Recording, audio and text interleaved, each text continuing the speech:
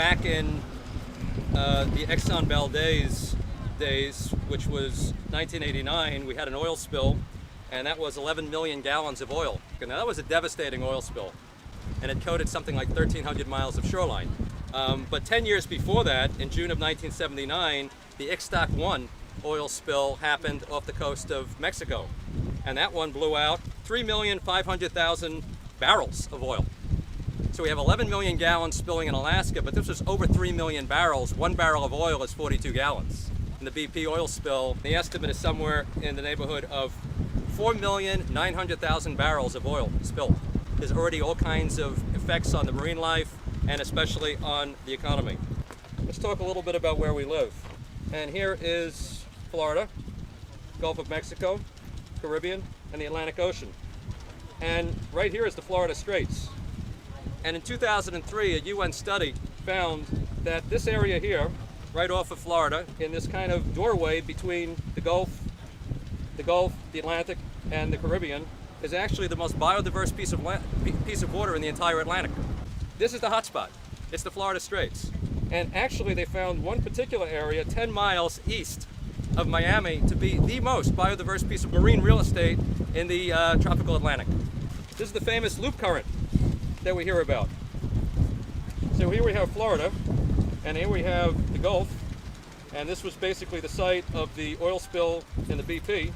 Here's Cuba, and they are drilling about 60 miles off the coast right now, off of the Keys. Keys come out over here, and here's the loop current, swinging around from the Caribbean, around the Gulf, and out here. Now this isn't always moving in the same direction. This is an incredibly diverse marine ecosystem.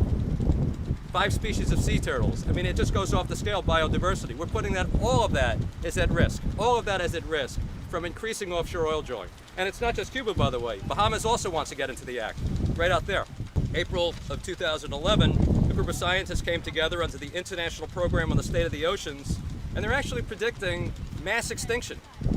Mass extinction of the oceans on a scale that has not been witnessed in human history. And that's because 3 things are happening. A, all the CO2 we're producing. 1 gallon of gasoline, 19 pounds of CO2. Amazing. 6 pounds of gasoline, 1 gallon, produces 19 pounds of CO2. Where does it go? It gets absorbed in the oceans. So the oceans are becoming acidic. That CO2 is also leading to global climate change, global warming. The oceans are becoming acidic, they're becoming warmer, they're becoming more polluted through runoff, they're becoming less oxygenated. The oceans are dying. And that's what the scientists are saying. South Florida has more solar potential than any state in the entire eastern United States. There's no solar anywhere. We're not using any of this energy that we're getting for free. Completely renewable energy. When you look at the Energy Information Administration's renewable portfolio for Florida, zero solar, 0 wind, nothing. The only thing that they are burning they consider a renewable resource is garbage. Up north in Florida, they burn wood because we've got about 18 million acres of commercial forests, and they got a lot of wood chips. They're burning wood. That's a great invention, by the way. Who ever thought of burning wood for energy? Isn't that incredible? What a marvelous new invention. Put wood in a furnace and burn it and you get energy. That's 2012. So it's a beautiful day. It's a beautiful day. We're out here on the beach, and I think I'll stop there.